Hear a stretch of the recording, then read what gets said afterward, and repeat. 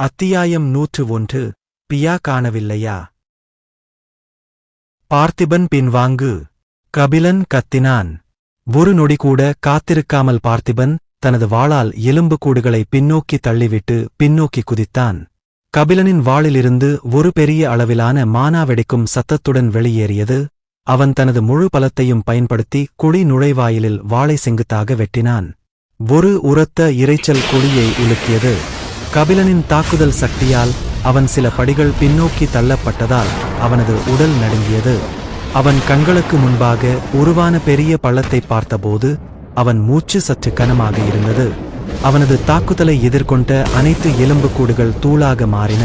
அந்த சக்தியின் ஆற்றலால் பல இடங்களில் மணல் சூறாவளிகள் ஏற்பட்டன. இரண்டாவது வேலை நிறுத்தம், ஒழித்தல். கபிலன் மூச்சு வாங்காமல் முணுமுணுத்தான். இந்த அசைவை அவன் இரண்டாவது முறையாக பயன்படுத்தினான். ஆனால் விளைவு முதல் முறையை விட சிறப்பாக இருந்தது. அவனது மணிக்கட்டில் இருந்த சிவப்பு பூச்சியம் இடைவிடாமல் மேல்நோக்கி குதித்து ஒரு பெரிய 43 இல் நின்றது. கபிலனிடமிருந்து சில அடி தூரத்தில் நின்ற தருணம் பார்த்திபனும் கூட அதிர்ச்சியின் வாயை பிளந்தனர். இந்த தாக்குதல் எவ்வளவு அழிவுகரமாக இருக்கும் என்று கனவில் கூட நினைத்து பார்த்ததில்லை. ஆனால் கபிலனின் வியர்வை வழிந்த முகத்திலிருந்து தாக்குதல் அழுத்தம் அவரது உடலில் மிகவும் அதிகமாக இருப்பதை அவர்களால் பார்க்க முடிந்தது. அனைவரின் பார்வையிலும் சில நொடிகளுக்குள் அந்த பெரிய வெற்று பள்ளம் மீண்டும் நெருப்பு எலும்புக்கூடுகளால் நிரம்பி வழிந்தது. தங்கள் தோழர் தங்கள் கண்முன்னே இறப்பதைக் கண்ட பிறகும் எலும்புக்கூடுகள் எந்த தயக்கத்தையும் காட்டவில்லை. வெற்று கண்களுடன் அவர்கள் மூவரையும் நோக்கித் தாக்கினர். பார்த்திபன் ஒரு ஆழ்ந்த மூச்சை எடுத்துவிட்டு சீரியஸாக பேசினார். இப்போது என் முறை.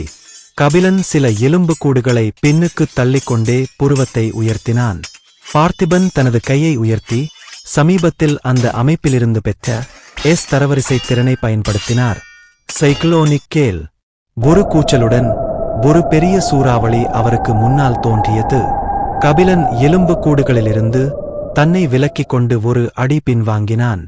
தரன் மற்றும் கபிலனின் ஆச்சரியமான பார்வையின் கீழ் சூறாவளி எலும்புக்கூடுகளை நோக்கி விரைந்தது.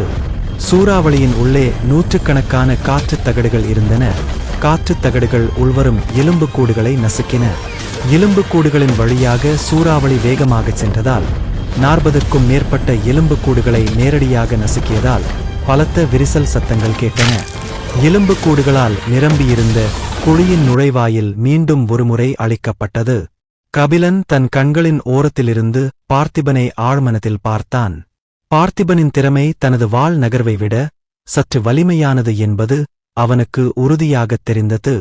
பார்த்திபனின் கவர்ச்சியான புன்னகையை பார்த்த கபிலன் தனது நாக்கை அழுத்தினான். இதற்கிடையில் தரனின் இடது கண்ணிமை துடிக்காமல் இருக்க முடியவில்லை. அவரது தோழர்கள் இருவரும் வாழ்வா சாவா என்ற சூழ்நிலையில் தங்கள் திறமைகளையும் கலைகளையும் பெருமையாகப் பேசுவதைக் கண்டபோது ஆனால் அவரும் பின்தங்கியிருக்க விரும்பவில்லை. அடக்கமான முகபாவத்துடன் தரன் முன்னோக்கி அடியெடுத்து வைத்து ஆழ்ந்த மூச்சை எடுத்தார். இப்போது என் முறை டோட். 4வது மாடி பிரமையிலிருந்து வெளியேறுவதற்கு முன்பு அவர் தரவரிசை திறனையும் பெற்றார். பார்த்திபன் மற்றும் கபிலன் இருவரும் தரனை ஆச்சரியத்துடன் பார்த்தனர். பின்னர் குழிக்குள் நுழைந்த புதிய எலும்புக்கூடு அரக்கர்களைப் பார்த்தனர்.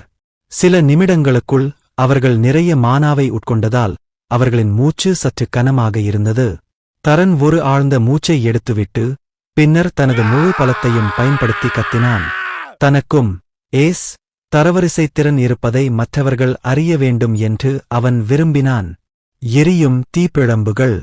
தரனின் உள்ளங்கையில் இருந்து ஒரு சிறிய சுடர் வெளியேறியது.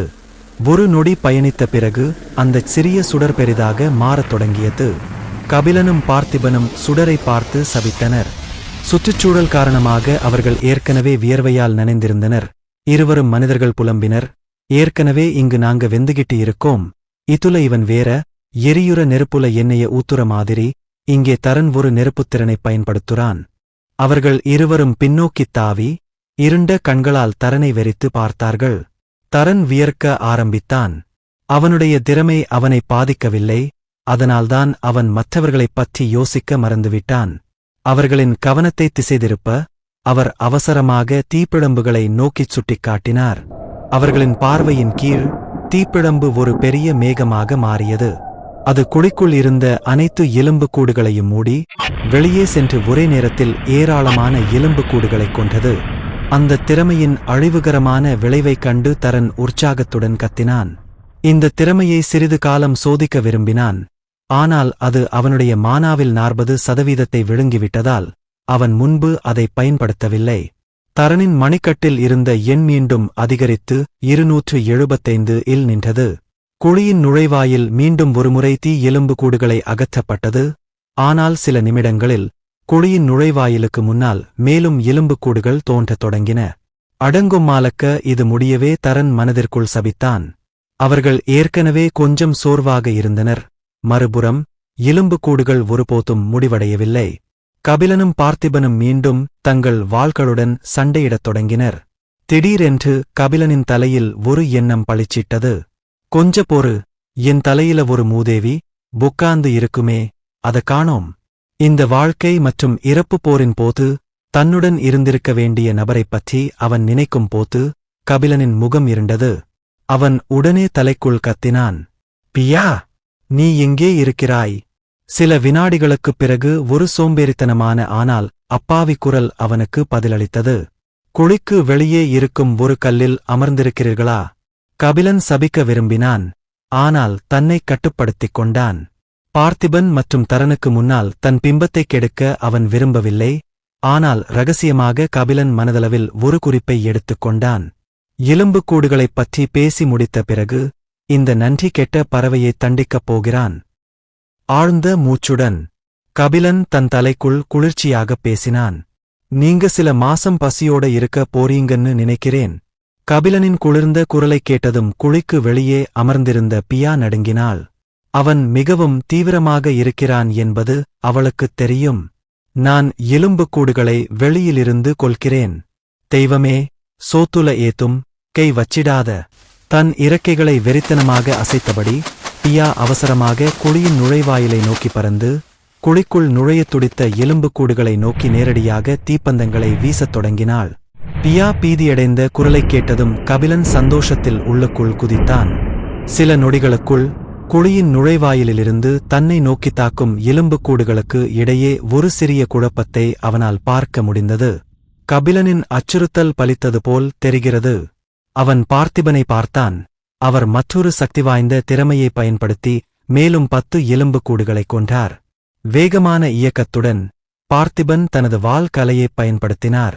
சுழலும் சுழல். எந்த எதிர்ப்பும் இல்லாமல் +D தரவரிசை எலும்புக்கூடு மையத்தில் அவரது வாள் துளைத்தபோது அவரது நீல நிற முடி படபடத்தது. மையத்தைச் சுற்றியுள்ள விலா எலும்பு கூண்டு முற்றிலுமாக உடைந்தது. கபிலன் பெருமூச்சு விட்டான். வாள் மீதான அவனது தேர்ச்சி முன்பை விட மிகவும் சிறப்பாக இருந்தது. ஆனால் பார்த்திபனின் நேர்த்தியான அசைவுகளுடன் ஒப்பிடும்போது அவன் இன்னும் சில படிகள் பின்னால் இருந்தான்.